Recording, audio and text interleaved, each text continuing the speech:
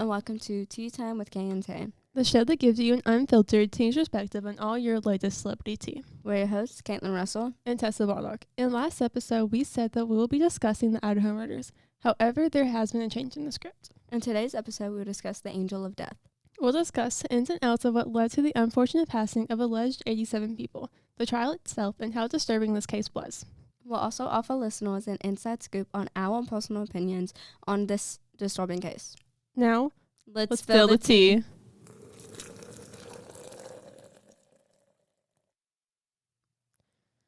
So, Angel of Death, which also known as Donald Harvey. Born in Ohio, but most of his killings took place in our home state, Kentucky. So all of you Kentucky people, and you better listen up. Listen up, because I did a presentation on this man in freshman year. It was actually kind of creepy. Like, it creeped me out.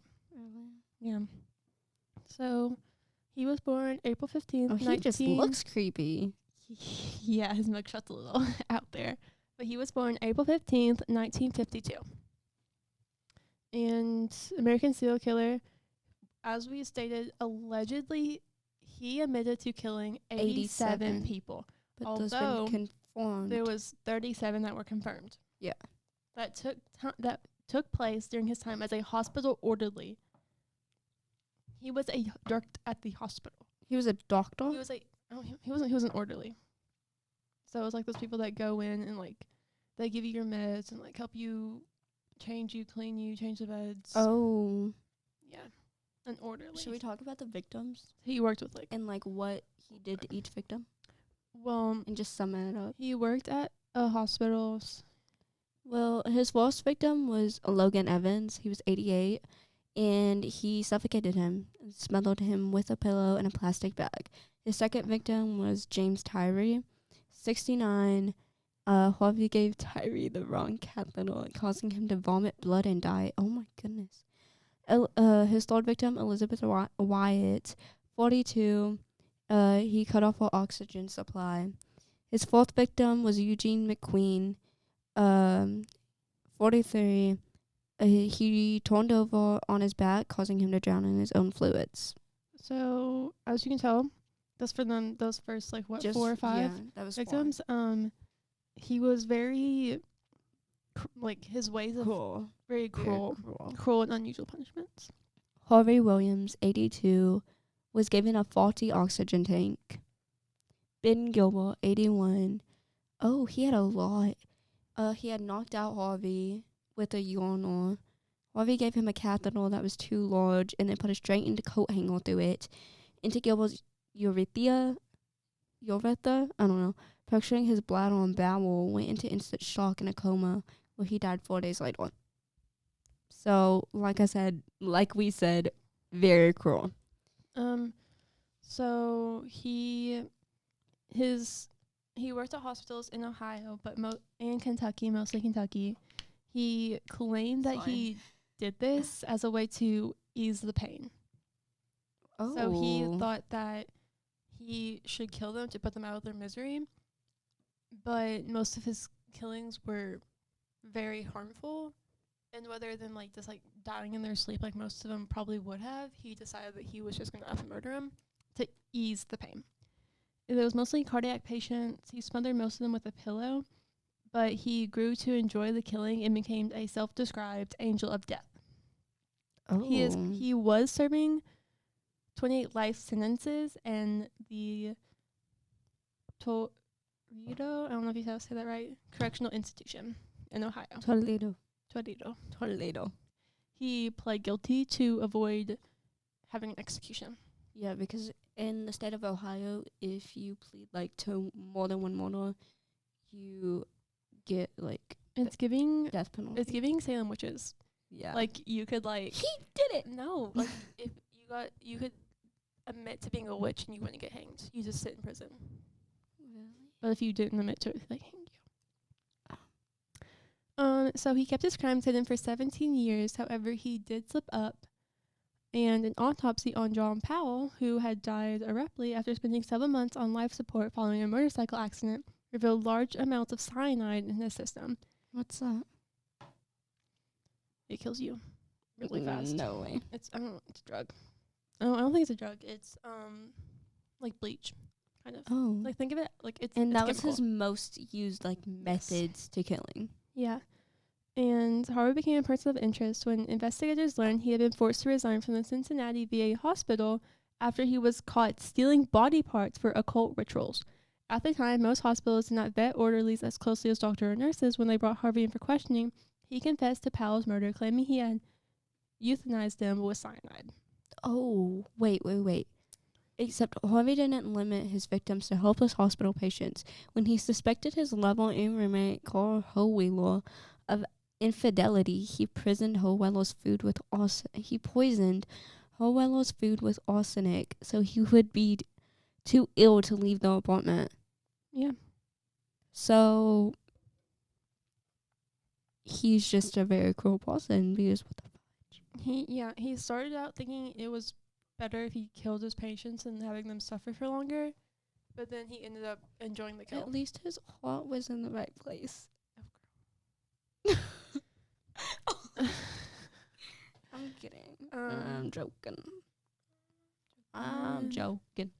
So, as you can tell, he was very cruel with his killings. He would suffocate, cyanide, acid, drown them, put catheter sizes too big that would kill them, puncture their bladder. He sent some of them into cardiac arrest because he was giving on false oxygen to. He would also put air bubbles in their IVs, and that would also kill them. Yeah, he would overdose them too. Yes. On morphine and stuff. Suffocating, drug overdosing, suffocate, overdose. Oh. Internal injuries, stroke, and kidney failure. Poison them with arsenic, heart attack. Listen, Helen Metzger, 63, after an argument with Harvey, Metzger was given arsenic after, I don't know what that's called, causing paralysis and hemorrhaging. Yeah. It's like a brain bleed. Stroke and kidney failure, heart attack, drug overdose, cardiac arrest, poisoning, suffocation. So overall, heart attack, poisoning, suffocation. He would try to make it look like a natural death. And cardiac arrest. Most of them were not. I'm seeing a lot of poisoning. Yes. Well, that was his preferred. After mostly suffocation, it was tiring and it was a lot for him to do. And he was more lucky. It's easier to get caught suffocating because all you gotta do is look in the window and he's there with a pillow over someone's face. Hey, it was actually a plastic bag. It was both. So it was easier just to slip something in their IV, like cyanide. Yeah. Or because that's easier to not get caught.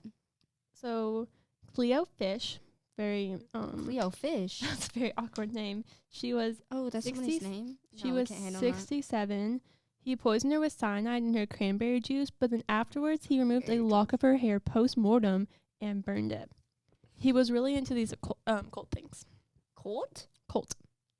Oh. A cult?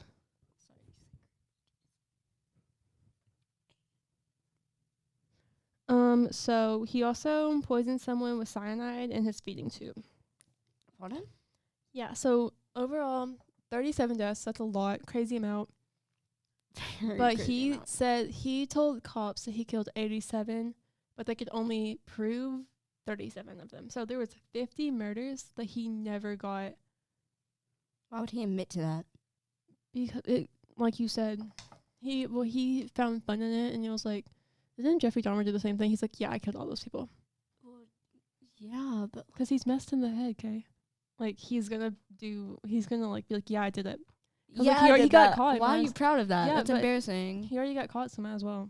Yeah, I guess. And plus, if he admitted to it, then he wouldn't get as in trouble, I guess. I don't know. But 37 people that he got caught for, which is quite a lot. It was soon revealed that nurses at Drake Hospital raised concerns upon noticing a spike in deaths while Harvey was employed there, but that had been ordered to keep quiet.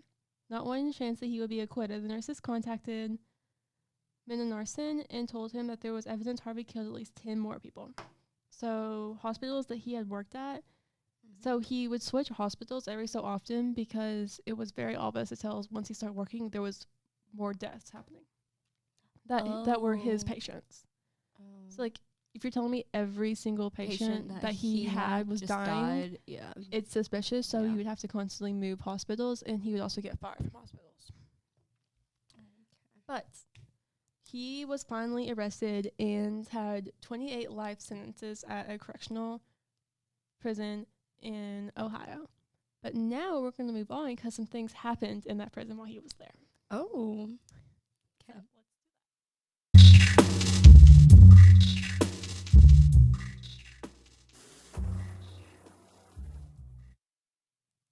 We love that. Yeah, we do. We love frickin' oh gosh. So while he was in prison, there was some people found out what he had done. Okay. What did he do? Oh my god, I'm actually What do you mean, what did he do? He killed people constantly while he was in a hospital. My brain is not working. So, what did he do? What did Like, we just talked about that for 10 minutes. Oh my god, I'm actually So, dumb. People in prison had figured out what he was imprisoned for, and they figured it out, as I stated, and work it out. Everyone talks to people. People thought that he was crazy. That was insane for him to do. He shouldn't have done that, which, fair. He shouldn't have done that. He shouldn't have done it. And it got to the wrong people. Oh. It got to the wrong people. So, on March 28th, 2017, authorities reported that Harvey had been found in his cell severely beaten. Oh. He died on March 30th, 2 days later. On May 3rd, 2019, which was a little over 2 years, a fellow inmate, James Elliott, was charged with aggravated murder and other charges related to the death of Darnell Harvey. He was sentenced to 25 years to life in prison after pleading guilty. The sentence was originally ordered to run consecutively with his other sentences, but it was later changed to run concurrently, making Elliott eligible for parole in 2046 at the age of 71. So more than likely, he's not making it out. He's not about to see the light of day. No. But it got to the wrong people, and they thought that it was so messed up what he did that they were just going to handle it themselves. Well, Because they thought it was better for him to be in the ground than alive after what he did. I mean, valid. Honestly, shout out to those people. Yeah. So, speaking of shout out, we would like to give our shout outs. We're not our shout out segment. We Yeah. can do that right now. Yeah. Let's switch up to our shout outs.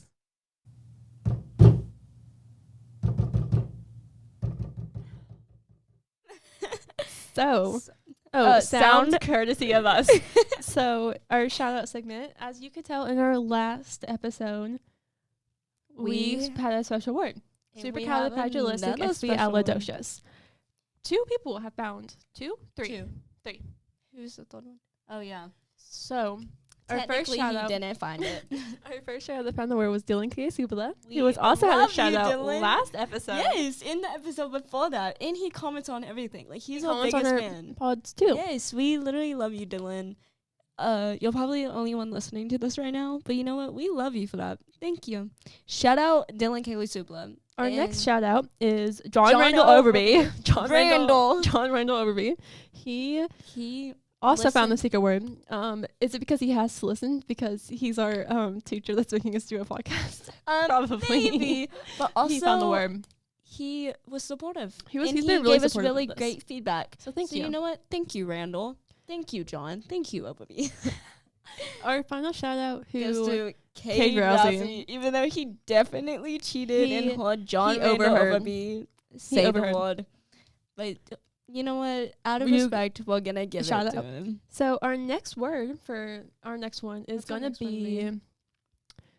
We're gonna say Kentucky. That's our next one. Kentucky.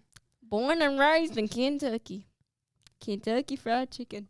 Bro, I want chicken now. So that is our new word, Kentucky. If you watch the podcast, tell us. Slide up on your Instagram. Tell us in person.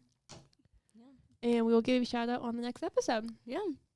And y'all are fake if you don't, actually. So how about that? How about them apples? And so that is the end of our shout out segment. Yep. Now, moving on. Back to the whole case and trial.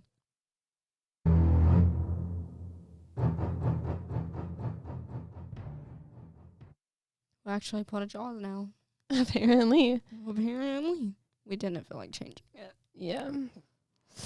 So, that was our podcast. We're going to wrap it up a little bit. We can talk about the deaths that we do know of. We did start this at the beginning, but we was giving you a little preview. Yeah. Now we're going to wrap it up and tell you about the rest that we know. Yeah. So, this is really upsetting because this is really disturbing. Yeah. And, like, I feel bad for each and one of these people and their families. Yeah, same. And we are happy for those who do get their justice for their family members and loved ones being killed.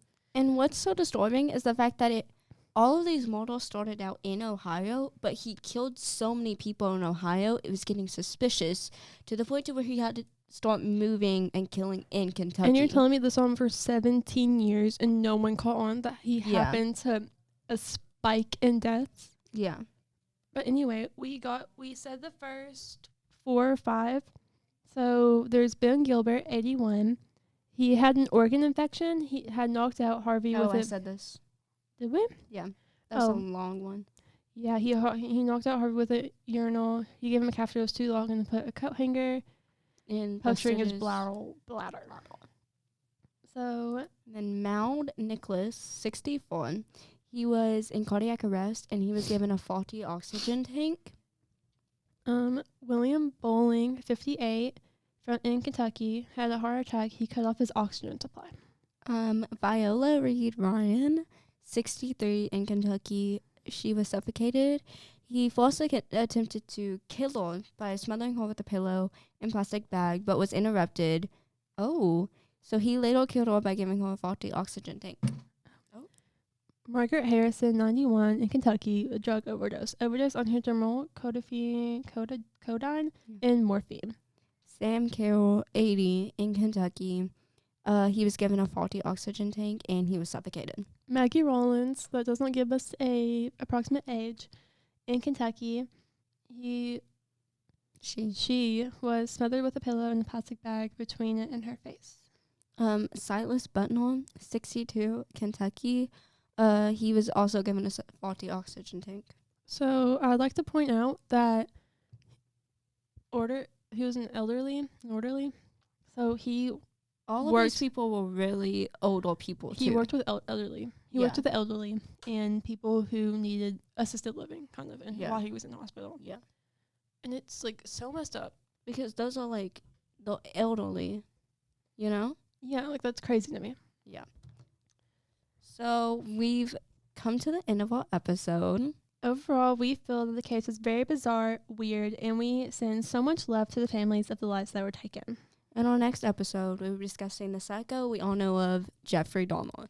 A sick murderer and cannibalist who took the lives of many. Find out our insider opinions next episode. This is Tea Time with Kay and Tay with your host, Katlyn Russell. And Tesa Baldock. Signing out. See you next episode.